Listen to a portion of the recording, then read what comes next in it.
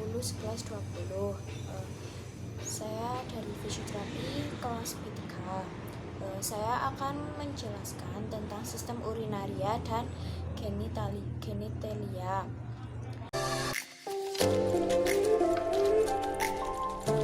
Yang pertama yaitu sistem urinaria.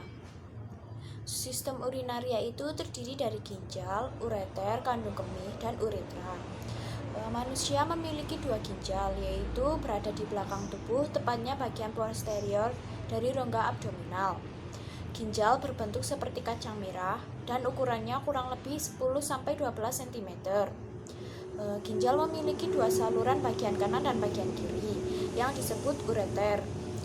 Fungsi dari ureter itu sendiri yaitu membawa urin yang terbentuk dari ginjal ke kandung kemih.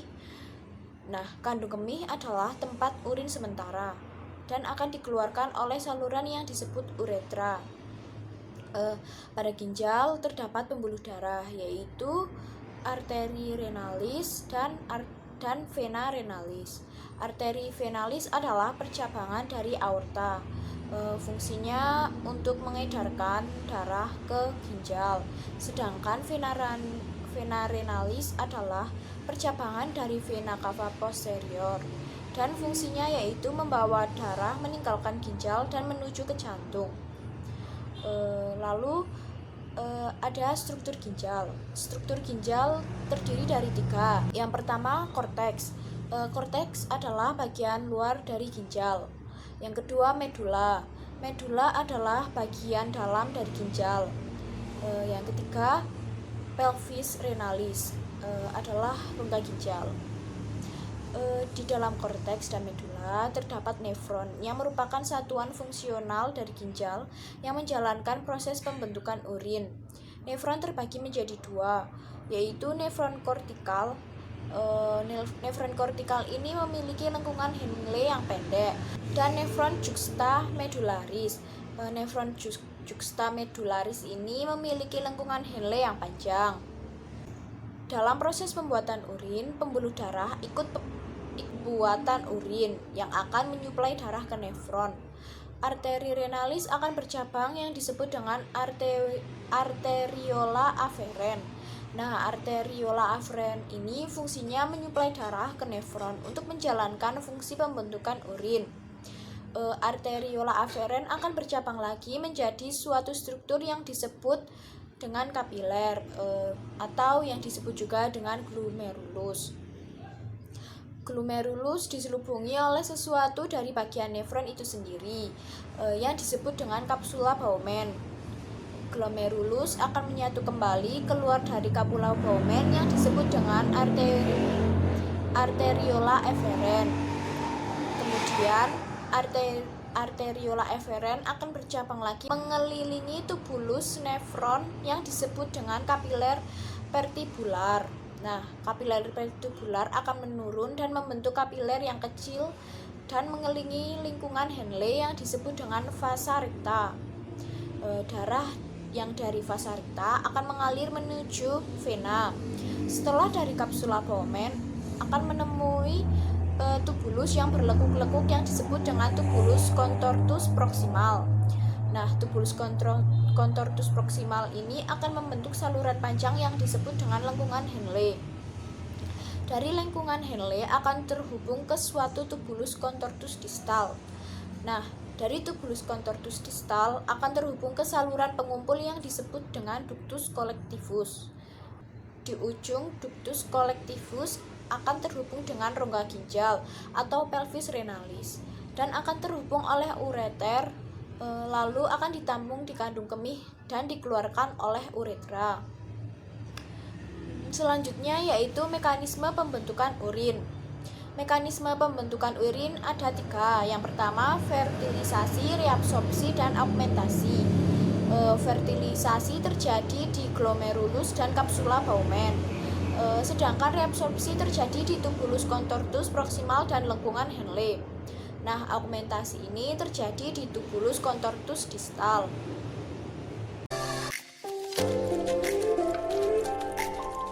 Yang kedua yaitu organ reproduksi. organ reproduksi wanita lebih kompleks daripada organ reproduksi pria, karena pada organ reproduksi wanita menghasilkan hormon, gamet, dan janin, sedangkan laki-laki hanya menghasilkan hormon dan gamet saja. Pada alat reproduksi wanita memiliki struktur yang terdiri dari dua bagian, yaitu bagian eksternal dan bagian internal. Pada bagian eksternal terdapat klorotis dan labium.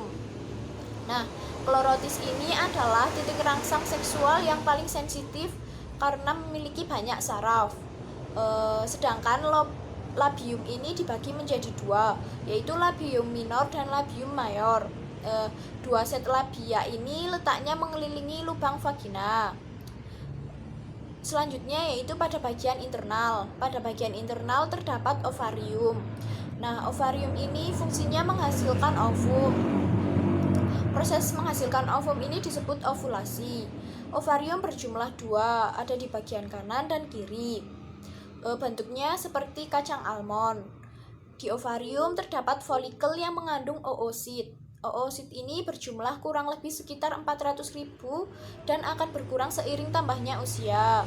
Lalu yang kedua yaitu oviduk atau tuba Fallopi. Letaknya memanjang dari rahim ke lubang yang berbentuk corong di setiap ovarium. Setelah ovulasi, ovum akan meninggalkan ovarium menuju ke tuba Fallopi. Nah, di tuba Fallopi ini ovum akan bertemu dengan sperma. Setelah bertemu dengan sperma, maka akan terjadi fertilisasi dan menghasilkan zigot, lalu berkembang menjadi janin. Yang ketiga yaitu rahim atau uterus. Nah, pada rahim ini adalah organ tebal yang berotot dan dapat mengembang selama masa kehamilan. Nah, selain itu rahim juga digunakan untuk menampung janin. Yang keempat yaitu endometrium. Endometrium ini memiliki banyak pembuluh darah. Nah, pada lapisan ini pada endometrium ini menstruasi akan meluruh.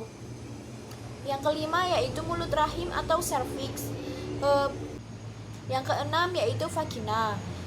Sebagai awal masuknya sperma dan sebagai jalan lahir bagi bayi yang dilahirkan. Di vagina terdapat selaput tipis yang disebut selaput darah atau himen.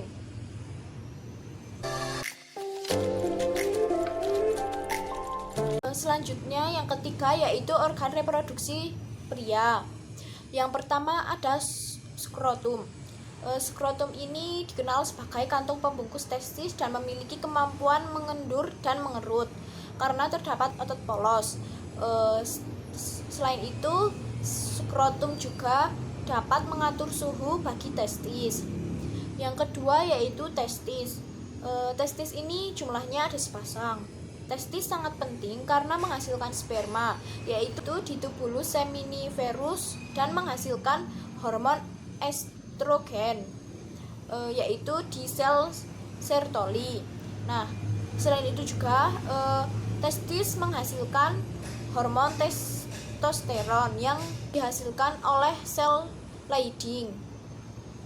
Yang ketiga yaitu epididymis. Epididymis adalah tempat pematangan sperma dan tempat penyimpanan sperma sementara. Yang keempat yaitu vas deferens.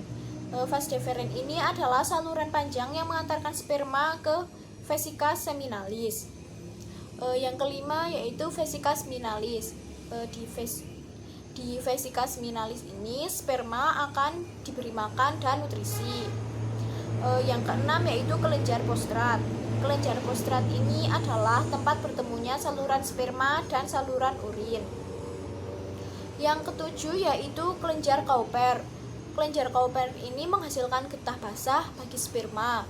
Dan yang terakhir yaitu penis. Penis ini gunanya untuk mengeluarkan sperma. Di penis ada bagian yang namanya jaringan epitel yang fungsinya membuat penis bisa berkontraksi dan relaksasi. Sekian dari saya, kurang lebihnya mohon maaf.